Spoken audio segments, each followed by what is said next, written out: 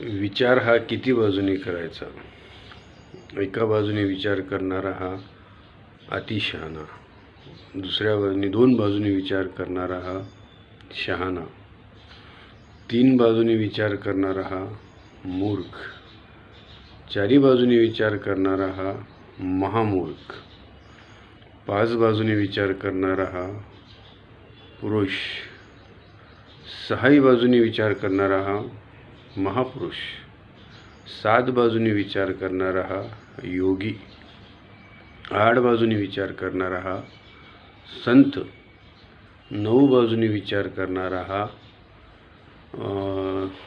परमात्माचा अवतार किंवा अंश, जसं की प्रभू श्रीराम, श्रीकृष्ण, आणि त्या पुढील विचार करणारा हा परमेश्वर स्वतः.